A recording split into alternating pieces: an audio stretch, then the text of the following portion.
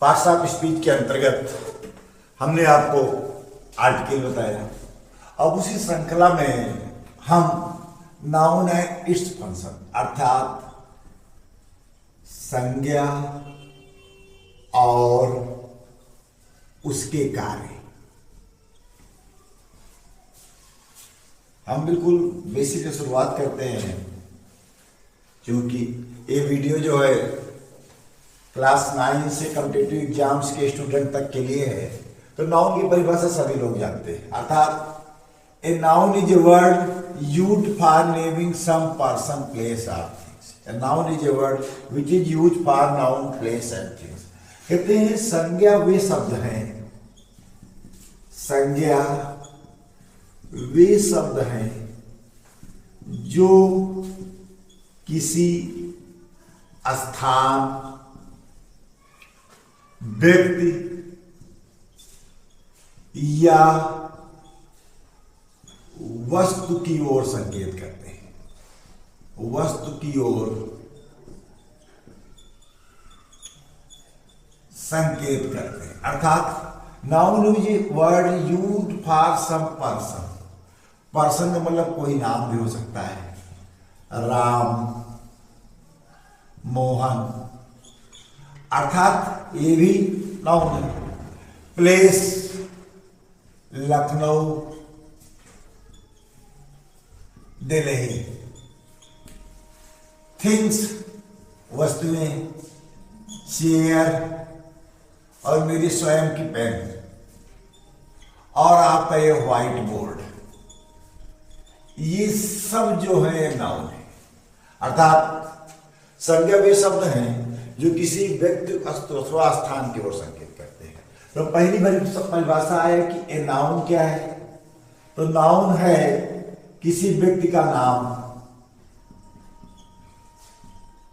किसी स्थान का नाम जैसे सिटी है, किसी वस्तु का नाम चाक, ये सब नाउन है। अर्थात नाउन इज ए वर्ड वे शब्द जो नेमिंग करते हैं, किसी को एक नाम देते हैं। वह कोई विशेष व्यक्ति भी हो सकता है, विशेष स्थान भी हो सकता है और विशेष वस्तु भी हो सकती है। अब हम आते हैं काइंड्स ऑफ नाउन के अंतर्गत। काइंड्स ऑफ नाउन सामान्य रूप से 5 ही माने जाते हैं, बाकी फिर तो आप काउंटेबल, अनकाउंटेबल आगे बढ़ते हुए चले जाएंगे। तो सबसे पहले जो आपका आ जाएगा हो जाएगा आपका प्रॉपर नाउन।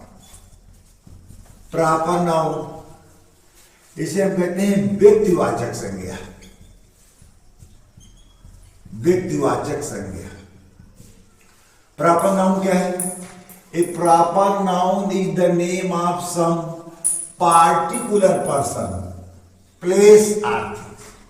किसी विशेष व्यक्ति, स्थान अथवा वस्तु जो है वो प्रॉपर नाउन हो जाएगी।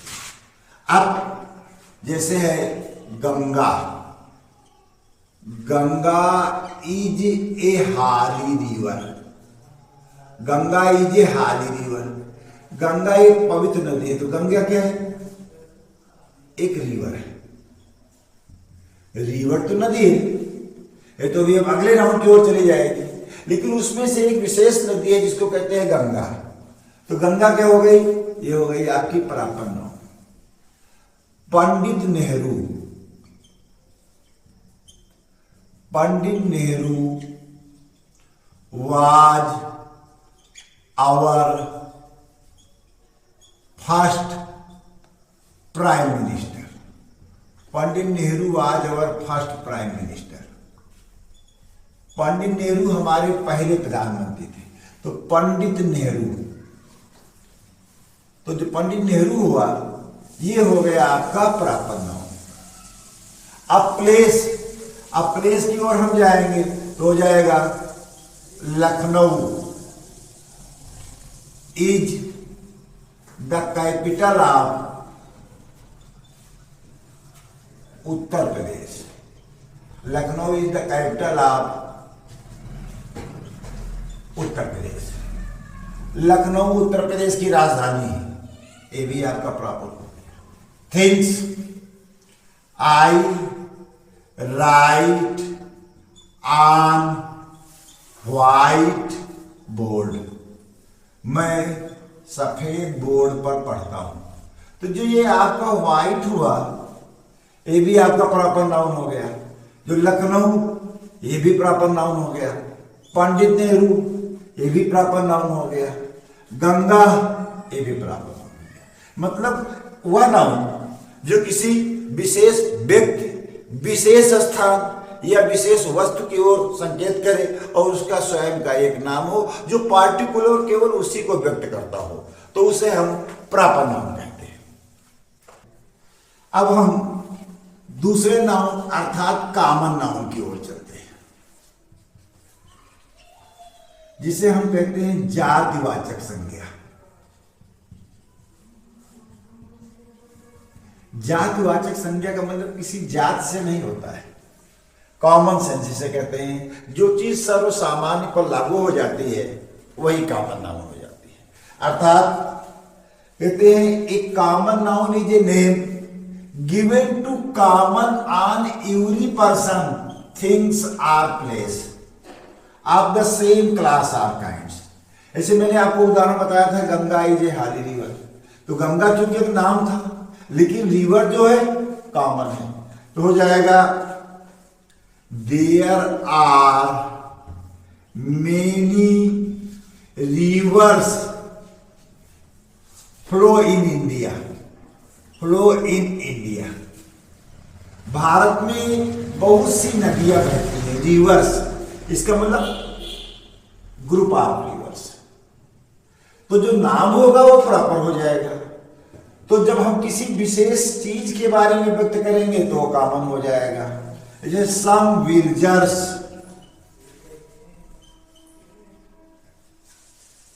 Are come here, some villagers are come here. यहां पर कुछ गांव वाले आए, देखिएगा, some villagers are come here. तो सम ने किसको व्यक्त किया? ग्रुप को। और विलेजर्स माने हुआ गांव वाले, अर्थात विलेजर्स कोई नाम नहीं आ रहा है, तो हो जाएगा सम विलेजर्स आर कम हियर। तो जो विलेजर्स हो गया यही आपका कॉमन नाउन हो गया। जैसे cow is a pet animal, cow is a pet animal. गाय एक पालतू जानवर है, तो हम इसके आगे आर्टिकल दे देंगे, तो हो जाएगा द काउ। द काउ का मतलब हो गया class of cow, class of cow, गायों के समुदाय को हम द काउ कहते हैं।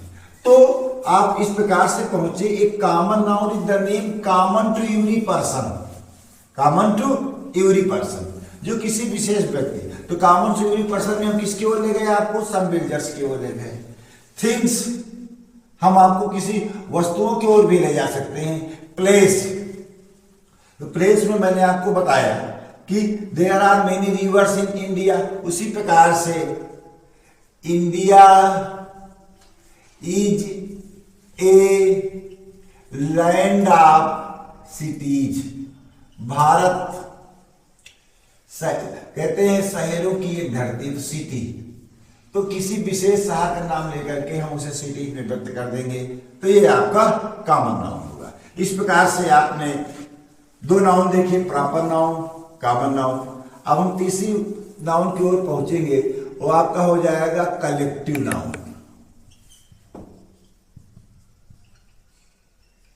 हो जाएगा कलेक्टिव नाउन, जिसे हम कहते हैं समूहवाचक संज्ञा।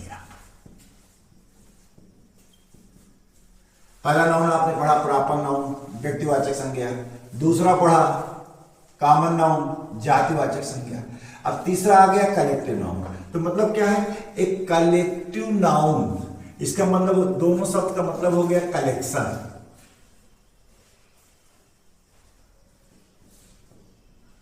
एकत्रीकरण। एक collective noun is the name of number. Number का मतलब है आप कलेक्शन, किस चीज का? संग्रह। आप पर्सन्स, व्यक्तियों का भी संग्रह हो सकता है। थिंग्स, वस्तुओं का भी संग्रह हो सकता है। टेकन टुगेदर, हम उसे साथ साथ लेते हैं। And spoken of as a whole, और हम उसे समूह के रूप में व्यक्त करते हैं। सकते हैं। मतलब समूहवाचक संज्ञा वह संज्ञा है, समूहवाचक संज्ञा वह संज्ञा है जो किसी संज्ञा को समूह में व्यक्त करती है, उसे हम समूहवाचक संज्ञा कहते हैं। जैसे हो जाएगा a herd of cattle, a herd of cattle, a herd of cattle. Herd का मतलब क्या हुआ? ग्रुप। जानवरों के झुंड को क्या कहेंगे? हर्ड। एक हर्ड ऑफ कैटल तो हुआ क्या? ए हर्ड ऑफ कैटल मतलब हुआ जानवरों का समूह, जानवरों का समूह, उसका एक नाम हो गया हर्ड। ऐसे एक ग्रुप ऑफ स्टूडेंट, एक ग्रुप ऑफ मैन मान लो, अच्छा एक ग्रुप ऑफ मैन, लोगों का समूह। ग्रुप, ग्रुप का मतलब क्या हो गया? कलेक्शन, कलेक्शन संग्रह। जैसे हुआ there are 40 boys in my class, मेरी कक्षा में 40 लड़के हैं। तो क्लास का मतलब क्या हुआ? ग्रुप ऑफ स्टूडेंट्स है। अब इसी प्रकार से लेते गैंग ऑफ रॉबर्स, डाकुओं का समूह। तो गैंग का मतलब क्या हुआ? जो गलत काम करते हैं उनका समूह। तो ये हो गया आपका ग्रुप। तो इसके लिए अंग्रेजी में एक वर्ड बना हुआ है, तो वो कलेक्शन है। 16 फिश, 16 फिश, मछलियों का झुंड, तो ये इनका ग्रुप हो गया। इस प्रकार से हम इस निष्कर्ष पे पहुंचे कि collective noun is the name of number of collection of persons, things taken together and spoken of as a whole. ऐसे हर्ड ऑफ कैटल, जानवरों का समूह। ए ग्रुप ऑफ मैन, लोगों का समूह। ग्रुप ऑफ मैन का मतलब क्या हो गया? लोगों का समूह। There are 40 boys in my class, class का मतलब क्या हो गया? ग्रुप ऑफ स्टूडेंट, छात्रों का समूह है। गैंग ऑफ रॉबर्स का मतलब क्या हो गया? डाकुओं का समूह। 16 फिश का मतलब क्या हो गया? मछली का समूह। इस प्रकार से जो भी नाउन ग्रुप को व्यक्त करेंगे वो आपके कलेक्टिव नाउन हो जाए। अभी आपने प्रॉपर नाउन पढ़ा, कॉमन नाउन पढ़ा, कलेक्टिव नाउन पढ़ा। अब हम चौथे नाउन की ओर प्रवेश करते हैं, वो आपका हो जाएगा मटेरियल नाउन। जिसे हम कह सकते हैं पदार्थवाचक संज्ञा।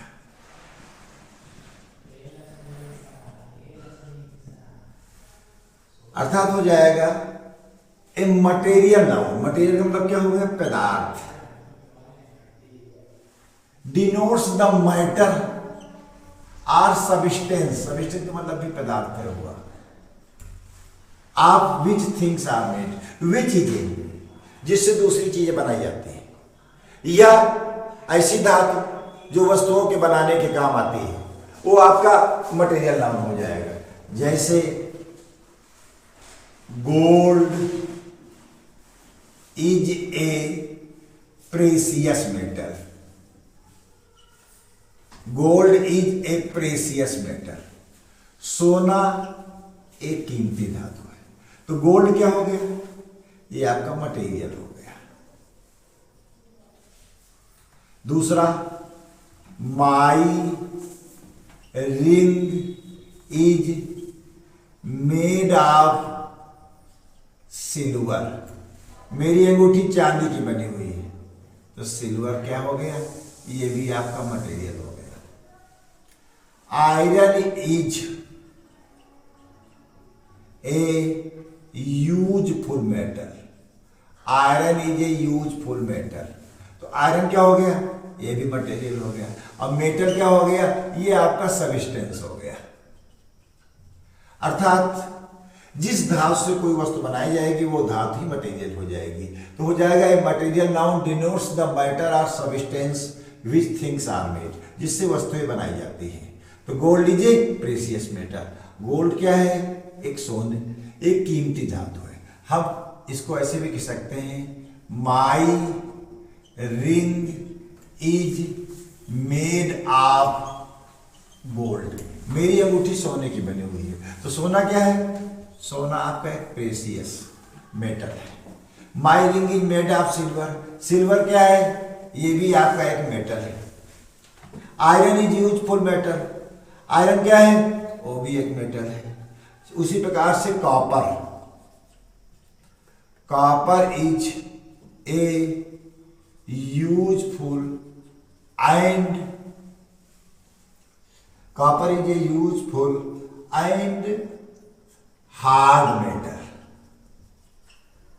कॉपर एक उपयोगी और कठोर धातु है। तो जो कॉपर, ये भी आपका मेटल हो गया, तो ये मटेरियल हो गया। इस प्रकार से आप समझ गए कि material noun denotes the matter और substance of which things are made. हम पांचवें नाउन की ओर जाते हैं, जिसे हम कहते हैं एब्स्ट्रैक्ट नाउन। इसे हम भाववाचक संज्ञा कहते हैं। अभी तक जितनी संज्ञा थी सब आपको दिखाई पड़ती थी, वो चाहे प्रापन नाउन हो, व्यक्ति भी दिखाई पड़ता था। कॉमन नाउन, जिस जात को आप व्यक्त करते थे वो भी आपके सामने थी। कलेक्टिव नाउन, जिस समूह को व्यक्त करते थे वो भी आपके सामने थी। मटेरियल नाउन, जिस पदार्थ से दूसरी वस्तुएं बनाई जाती वो भी। अब हमारी फीलिंग से वो आइडिया आ जाए, अर्थात एब्स्ट्रैक्ट नाउन भाववाचक संज्ञा कहते हैं। एब्स्ट्रैक्ट, एब्स्ट्रैक्ट का मतलब हुआ feelings. Feelings noun usually the name of quality, गुण, एक्शन, कार्य, स्टेट, कंडीशन, कंसीडर्ड, सोचना, अपार्ट फ्रॉम ऑब्जेक्ट, वस्तु को रखते हुए, विच इट बिलोंग, जो वस्तु जोड़ी हुई है। अर्थात भाववाचक संज्ञा वह संज्ञा है जो हमारे हृदय की भावनाओं को, विचारों को अभिव्यक्ति देने का काम करती है, जिसे हम महसूस करते हैं। जैसे quality, honesty the best policy. Honesty is the best policy. ईमानदारी अच्छी विधि है। ईमानदारी क्या है, यही आपका एब्स्ट्रैक्ट। एब्स्ट्रैक्ट ईमानदारी एक अच्छी विधि जिसको हम फीलिंग करते हैं। जैसे virtue is its own reward. Virtue is its own reward. Virtue क्या है, गुण। गुण अपने में वरदान है। तो ये जो आपका हुआ, ये हो गया आपका एब्स्ट्रैक्ट। अब हम उसे लिखते हैं VICE। विश का मतलब हुआ बैड फीलिंग, विश। तो ये जो शब्द आए यही आपके एब्स्ट्रैक्ट। अब आ गया condition. He is my childhood friend. He is my childhood friend. वह मेरे बचपन के मित्र हैं, चाइल्डहुड। अर्थात क्या हुआ, childhood. Goodness is feeling of, goodness is feeling of humanity. Goodness is feeling of humanity. अच्छाई मनुष्य की विशेषता है। Idleness is a curse. Idleness is a curse. आलस्य एक अभिशाप है।